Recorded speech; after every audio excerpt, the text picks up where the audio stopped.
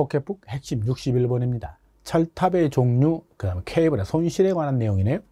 자, 우리가 이거는 전기 설비 시간에도 얘기를 하죠.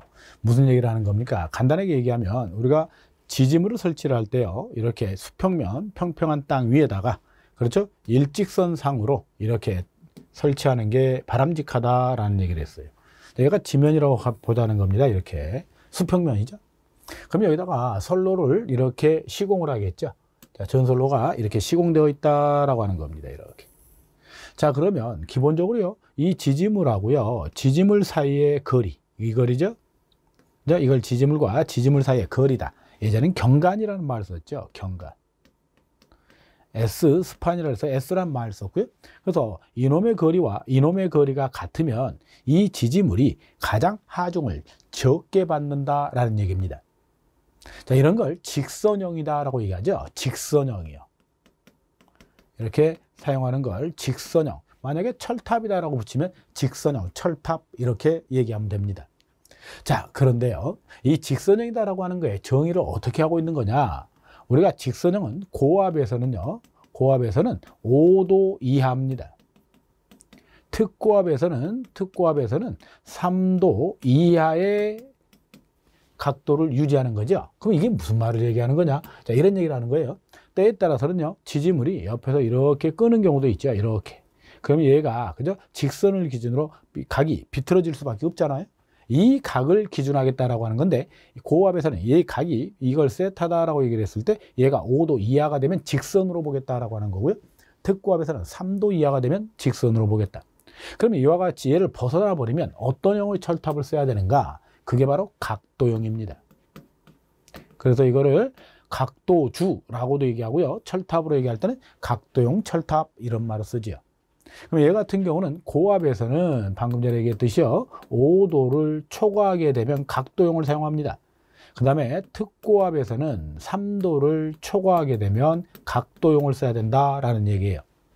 자, 그런데요, 어떤 문제가 생겼냐면 똑같은 강도를 갖고 있는 철탑을 여러 개를 세우다 보니까 하나가 만약에 외부의 영향에 의해서 부러지게 된다면 주위에 있는 다른 지지물이 버텨주지를 못하고 같이 쓰러지는 경우가 있더라. 그래서 우리는 가운데다가 하나씩 강한 철탑을 세울 필요가 있었다라고 하는 겁니다. 이렇게. 이런 철탑을 우리는 뭐라고 얘기할 거냐? 보강형이다 라는 말을 쓰지요. 보강형이요. 그래서 보강을 위해서 사용하는 건데 우리가 많이 쓰고 있는 게 내장형이라고 그러죠. 내장형 철탑이요.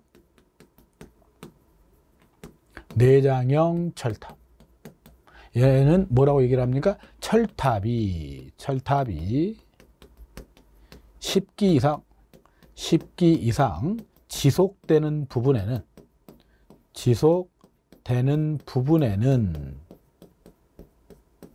철탑 10기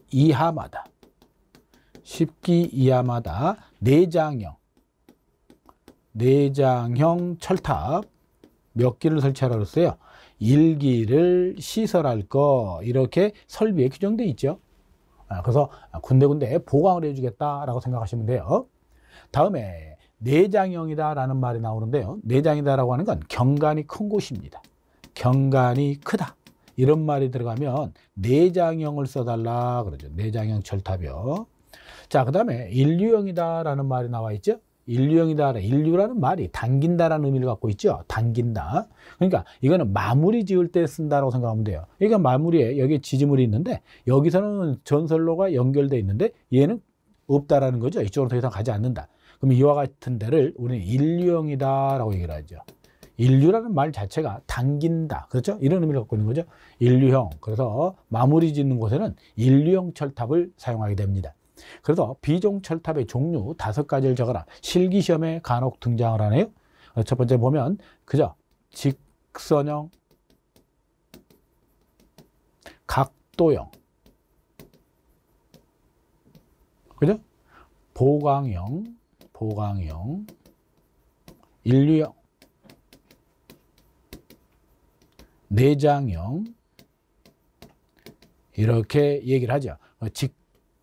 각, 보, 인, 내. 그래서 직각이 보이네, 이런 구조로 암기를 하셔도 얘기될 것 같죠? 자, 다음으로 한번 넘어가 보도록 할게요.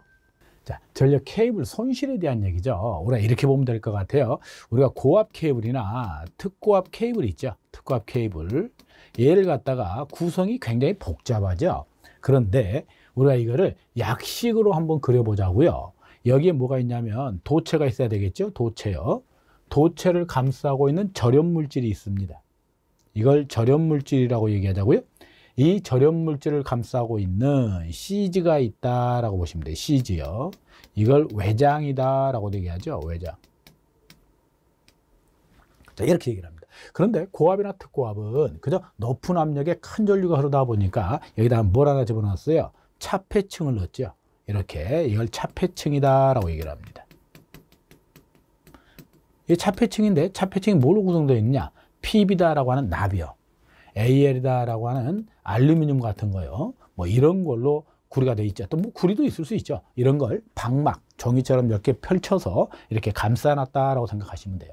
자, 그러면 이와 같은 케이블에서 발생할 수 있는 손실은 어떤 게 있는가라는 얘기가 되는데, 먼저 여러분들이 기본적으로 할 수 있는 건 뭔가요? 그렇죠. 도체에다가 전류를 흘려주게 되면, 그죠? 도체 자신이 가지고 있는 저항이 있죠.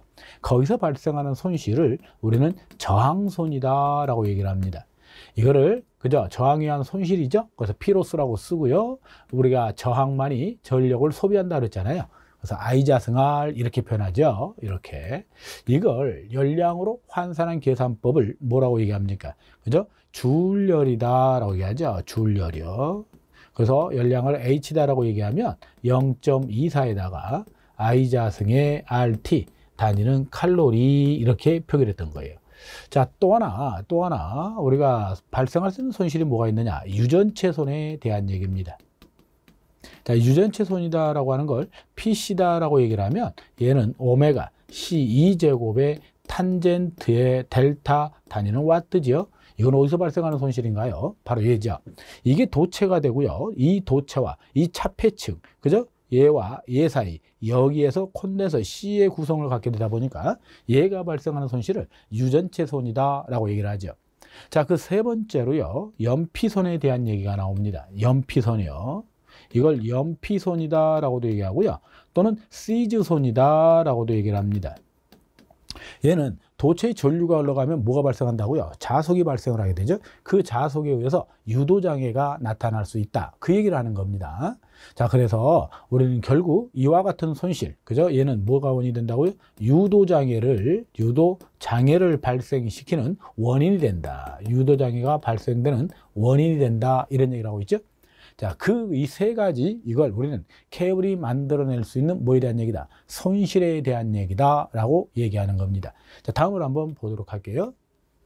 자, 문제를 보도록 합니다. 예제 1번입니다. 전선로 지지물 양쪽 경관차가, 자, 경관의 차가, 그죠? 지지물과 지지물 사이의 거리를 의미한다고 그랬죠? 일명 이형철탑이라고도 한다. 이형철탑이요. 표준철탑의 일종은 뭐냐? 자, 경관, 얘가 크다. 이게 핵심적인 용어죠. 내장형 그랬어요. 내장형. 자, 이제 2번으로 가보도록 하죠. 2번입니다. 케이블의 연피선의 원인이 뭐냐? 연피선은 그죠? 어떤 작용을 한다고요? 전자 유도작용, 즉 도체에 전류가 흐르게 되면 그 자속에 의해서 그죠? 전자 유도작용, 거기에 대한 손실이었다. 그래서 답은 3번 항으로 체크가 가능하겠죠? 자, 이런 얘기 합니다. 자, 이제 2번까지 봤네요.